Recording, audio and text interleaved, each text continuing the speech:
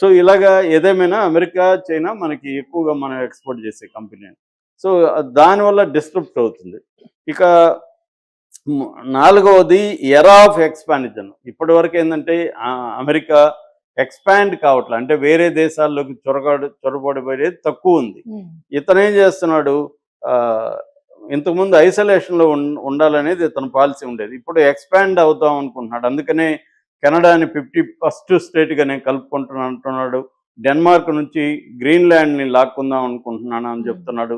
Panama కాలువ మా కంట్రోల్‌లో ఉండాలని చెప్తున్నాడు. ఇలాగా ఏందంటే కొన్ని కొన్ని స్ట్రాటజిక్‌గా వరల్డ్ వైడ్ ఇప్పుడు పనామా అంటే ఇంటర్నేషనల్ ట్రేడ్‌కి అది ఇంపార్టెంట్ ఇది. అట్లాగే గ్రీన్‌లాండ్ విపరీతమైన వనరులు ఉన్నాయి. అట్లాగే కెనడా వెరీ ఇంపార్టెంట్ కంట్రీ. హ్మ్. ఇప్పుడు దీనివల్ల ఏమవుతుంది, టెన్షన్స్ క్రియేట్ అవుతాయి. ఆల్రెడీ డెన్మార్క్ యాంటీగా స్టేట్మెంట్ ఇచ్చింది. పనామా అథారిటీస్ యాంటీగా ఇచ్చారు. కెనడా అయితే ఆహ్, మీరే అమెరికాని ఏమన్నా అమ్ముతారు చెప్పండి, మేమే కొనుక్కుంటామని వీళ్ళు హ్మ్. రివర్స్‌లో మాట్లాడుతున్నారు. ఇలాగ ఇంటర్నేషనల్లీ ఒక టెన్షన్స్ వచ్చే అవకాశం ఈ ఎక్స్‌పాన్షనిస్ట్ పాలిసీ వల్ల హ్మ్. వచ్చే అవకాశం ఉంది. అలాగే ఆహ్, క్లైమేట్ చేంజ్ వెరీ ఇంపార్టెంట్ ఇవాళ ప్రపంచంలో క్లైమేట్ చేంజ్. క్లైమేట్ చేంజ్ ఒప్పందం నుంచే ఆల్రెడీ ఆయన ఫస్ట్ సంతకం దాని మీదే చేశాడు. ఓహ్! ప్యారిస్ అకార్డ్ అంటారు దాన్ని. క్లైమేట్ చేంజ్‌కి సంబంధించిన పెట్టుబడులు పెట్టి క్లైమేట్ చేంజ్ మీద రీసెర్చ్ చేసి కొన్ని రకాల నిర్ణయాలు తీసుకోవాలి. దాని నుంచి హ్మ్. బయటకొచ్చేసాడు ట్రంప్. అట్లాగే ఓకే సార్. డబ్ల్యూహెచ్ఓ నుంచి వచ్చేసాడు. అంటే హ్మ్. ఎగ్జిక్యూటివ్ ఆర్డర్స్ అంటారు. ఎగ్జిక్యూటివ్ ఆర్డర్స్ దాదాపు 200 ఆర్డర్స్ మీద సంతకాలు చేయబోతున్నట్టుగా చెప్తున్నారు. ఆల్రెడీ చాలా వాటి మీద చేశాడు. హ్మ్. అంటే బైడెన్ తన 4 ఏళ్ల పీరియడ్‌లో 160 ఎగ్జిక్యూటివ్ ఆర్డర్స్ మీద సంతకం చేస్తే, ఇతను వితిన్ మంత్‌లో 200 ఎగ్జిక్యూటివ్ ఆర్డర్స్ మీద సంతకం చేసే అవకాశం ఉంది. ఇదేందంటే విత్‌డ్రా అయిపోతాడు. హ్మ్. ఇప్పుడు క్లైమేట్ చేంజ్ మీద విత్‌డ్రా అయితే అది అమెరికాకు కూడా నష్టం. మొన్న లాస్ హ్మ్. ఏంజెల్స్‌లో మనం హ్మ్. వైల్డ్ ఫైర్ చూసాం. అవును సార్. పెద్ద ఎత్తున ఫస్ట్ టైమ్ అంత హ్మ్. రావడం ఆ స్థాయిలో. అది ఈ దీనికంతా కూడా క్లైమేట్ చేంజే ప్రధాన కారణం అని చెప్తున్నారు. దాన్ని ఇప్పుడు అతను వదిలేస్తే మిగతా దేశాలు కూడా వదిలేస్తాయి, అమెరికాను వదిలేస్తే ఇది మేజర్ ప్రాబ్లమ్. హ్మ్. సో ఈ 5 ప్రధాన చేంజెస్ రాబోతున్నాయి ట్రంప్ వల్ల వరల్డ్ వైడ్‌గా. అయితే ఇండియా పరిస్థితి ఏంది? ఇండియా గత 4, 5 ప్రెసిడెంట్‌ల కాలంలో అమెరికాతో వెరీ ఫ్రెండ్లీగా ఉంది. హ్మ్. చాలా సంబంధాలున్నాయి. At the same time India ముందు నుంచి కూడా అమెరికా మీద డిపెండ్ అవ్వకుండా బైలేటరల్ ఇతర మల్టీలేటరల్, బైలేటరల్ సంబంధాలని కొనసాగిస్తుంది హ్మ్. ఇతర దేశాలతో. తెలివిగా వ్యవహరిస్తుంది ఆ విషయంలో. అంటే అమెరికా మీదే మనం సోల్‌గా డిపెండ్ అయితే రేపు అమెరికా పాలసీ మారితే మనకి ఇబ్బందని ముందు నుంచి జాగ్రత్త పడుతుంది. హ్మ్. అట్లాగే ట్రంప్ వస్తాడనేసరికి మన ఇండియన్ డిప్లొమసీలో కూడా చేంజ్ వచ్చింది. సో ఇప్పుడు మనకు ప్రధానంగా ట్రంప్ వల్ల ఏమేమి ఇబ్బందులంటే, ఒకటి అవును సార్. Trade wars. హ్మ్. ఎందుకంటే మన వస్తువుల మీద టారిఫ్ సుంకాలు అక్కడ విధించే అవకాశం ఉంది. హ్మ్. దానివల్ల మనకి ఇబ్బందులు. హ్మ్. 2 వీసాలు. హ్మ్. హెచ్-1బీ వీసాలని కట్ చేస్తానని చెప్తున్నారు. అదైతే ఇంకా నిర్ణయం అయితే అనౌన్స్ చేయలేదు.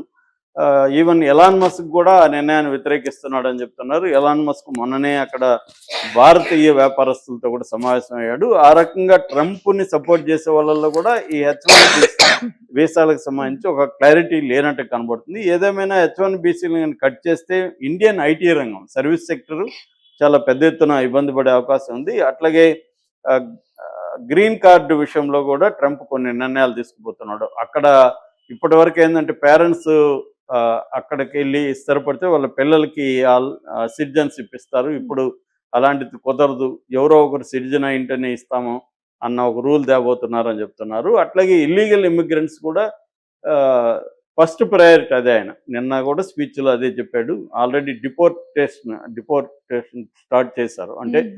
వాళ్ళని తీసుకొచ్చి ఇల్లీగల్ ఇమిగ్రెంట్స్‌ని వదిలేస్తారు. దీనివల్ల కూడా ఇండియాకి ఇబ్బంది కలిగే అవకాశం ఉంది. ఇక చైనాతో ఆహ్, వీళ్ళ పాలసీ అమెరికన్ పాలసీలో మారడం వల్ల ఇండియాకి కూడా ఒక్కొక్కసారి ఏమవుతుందంటే, ఇప్పుడు చైనా గూడ్స్ అమెరికాలో ఎక్కువ టాక్సెస్ 100% టాక్సెస్ ఏస్తే అక్కడెవరు ఇంక కొనరు చైనా గూడ్స్. అవును సార్. ఇప్పుడు రూ. 100 200కి హ్మ్. మారితే మనం ఎందుకు కొంటాం? మాక్సిమం తగ్గించేస్తాం. ఇంకో దగ్గరికి పోతాం.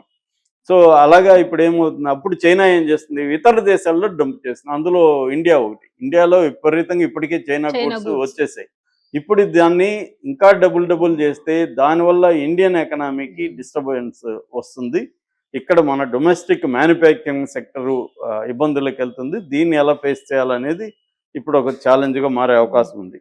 ఇక మూడవది ఆయిల్ ప్రైజెస్ వరల్డ్ వైడ్ కూడా ఈ జియో పొలిటికల్ దీంట్లో బ్యాలెన్స్లో తేడాలు వచ్చినప్పుడు ఆయిల్ ప్రైజెస్లో కూడా ఇండియాలో పెరిగే అవకాశం ఉంది. దానివల్ల కన్జ్యూమర్ గూడ్స్ మీద fast consumer goods fast moving consumer goods ఏవైతే ఉన్నాయో వాటి మీద కూడా ఎఫ్ఎండిసి అంటారు, దాని మీద కూడా పడుతుంది అనమాట. సో ఈ ఎఫ్ఎంసి సెక్టరు వీటి మీద అంతా కూడా పడే అవకాశం ఉందన్నమాట. సో ఇలాగా దీన్ని ఇప్పుడు మోడీ అయితే ఆల్రెడీ ప్రియమిత్రుడా అని సంబోధిస్తూ ఆయనకి ఇది చెప్పాడు. వీళ్ళిద్దరు మంచి ఫ్రెండ్సే, కానీ అమెరికా ఫస్ట్ అనే దగ్గర ఇంకేమి చెల్లవు అతని దగ్గర. కాబట్టి ఇప్పుడు మోడీ డిప్లొమసీ దీని మీద చాలా ఆధారపడి ఉంటుంది. ప్రపంచం అంతా కూడా ఇంకా అస్థిరమైన దీంట్లో అయితే ఉంది. అంటే నిజంగానే ట్రంప్ చెప్పిందంతా చేస్తాడా? ఎందుకంటే నిజంగానే చేస్తే ఆయన ఎకనామిక్ కూడా ఇబ్బంది.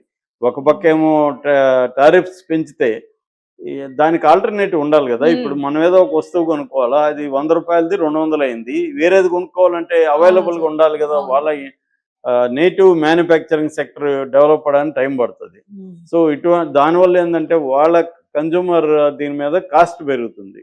వాళ్ళు 100 రూపాయలకి ఒక వస్తువు అంటే 200 పెట్టాల్సి వచ్చినప్పుడు 100 రూపాయలు పెరిగింది కదా. అలాగా అనేక వస్తువుల మీద నెలలో వాళ్ళ బడ్జెట్ పెరుగుతుంది.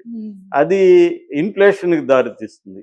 రెండవది అక్కడున్న మన వాళ్ళ పని వాళ్ళందరినీ తీసేస్తే, ఈ డిపోర్టేషన్ చేసేస్తే, ఇప్పుడు మన వాళ్ళకి ఏంటంటే అక్కడ మినిమం వేజెస్ అప్లికబుల్ కావు. ఇల్లీగల్గా ఉంటాడు కాబట్టి వాడికి ఎంతో మినిమం డబ్బులు ఇచ్చి పని చేయించుకుంటుంటారు. లీగల్గా ఏం హక్కులు ఉండవు, ఇన్సూరెన్స్ ఉండదు, ఏముండదు. ఇప్పుడు ఇవన్నీ తీసేస్తే అమెరికన్స్కి జాబ్ ఇవ్వాలంటే వాళ్ళకి ఇవన్నీ ఫాలో కావాలి. మినిమం వేజెస్ ఇవ్వాలి, ఇన్సూరెన్స్ ఉంటాయి, లీగల్ వ్యవహారాలు ఉంటాయి. ఇవన్నీ దీనివల్ల వాళ్ళ మ్యానుఫ్యాక్చరింగ్ సెక్టర్ మీద, ట్రేడ్ మీద, అన్నిటి మీద ప్రభావం పడుతుంది. ఇది ట్రంప్కి తెలియదా? తెలుసు. కాకపోతే ఏంటంటే అతను ఒక దూకుడుగా బెదిరించి తన కంట్రోల్లోకి ప్రపంచాన్ని తీసుకురావాలి అన్న దీంతో వెళ్తున్నాడు తప్ప అన్నీ అమలు చేస్తాడనే దాంట్లో ఎవరికి కూడా నమ్మకం లేదు. సో ఆ రకంగా ఇండియాకి ఛాలెంజెస్ అయితే ఉన్నాయి. అట్ ద సేమ్ టైం కొన్ని బెనిఫిట్స్ కూడా జరిగే అవకాశం ఉంది. అది మోడీ దీని మీద కూడా ఆధారపడుతుంది. వరల్డ్ వైడ్గా ట్రంప్ ఎలాంటి నిర్ణయాలు తీసుకుపోతున్నాడు ఈ 100 రోజుల్లో క్లారిటీ వచ్చే అవకాశం ఉంది. ఏదేమైనా ఆల్రెడీ మనకు నష్టం అయితే జరుగుతుంది. ఎందుకంటే ట్రంప్ రావడంతో ముఖ్యంగా అమెరికన్ పెట్టుబడిదారులు మిగతా వాళ్ళు మన స్టాక్ మార్కెట్ల నుంచి పెట్టుబడులను ఉపసంహరించుకుంటున్నారు పెద్ద ఎత్తున. సో కొన్ని బిలియన్ డాలర్లు ఆల్రెడీ ఉపసంహరించుకున్నారు. దానివల్ల మన మార్కెట్లు పడిపోతున్నాయి. ఎప్పుడూ లేనంతగా 2016 తర్వాత బీభత్సంగా మన స్టాక్ మార్కెట్లు ఈరోజు కూడా నెగిటివ్తోనే స్టార్ట్ అయినాయి. నిన్న లైట్ బ్యాంకింగ్ సెక్టర్ వల్ల నిన్న కొద్దిగా ప్లస్లోకి వెళ్ళి ఈరోజు మైనస్లోనే స్టార్ట్ అవుతున్నాయి. ఇది పెద్ద ఎత్తున మనకి అంటే డాలర్ బలపడే కొద్దీ రూపాయి ఆల్రెడీ ఆల్ టైమ్ లోకి వెళ్ళిపోయింది. 86+ వెళ్ళిపోయింది ఒక డాలర్కి. దాని ఎఫెక్ట్ ఇదవుతుంది. ట్రేడ్ డెఫిసిట్స్ పడిపోతున్నాయి. మన ఎక్స్పోర్ట్లు తగ్గిపోయి ఇంపోర్ట్లు పెరిగితే ట్రేడ్ డెఫిసిట్ అంటే ఫారిన్ కరెన్సీ నిల్వలు పడిపోతాయి. ఇదంతా ఎకనామీ మీద ప్రభావం అయితే పడుతుంది. ఏదేమైనా అతను ఎలాంటి నిర్ణయాలు తీసుకుపోతున్నాడు అనేది వెయిట్ అండ్ వాచ్ చూసుకొని దానికి తగినట్టుగా మోడీ ప్రభుత్వం ప్రిపేర్ అవ్వాలి.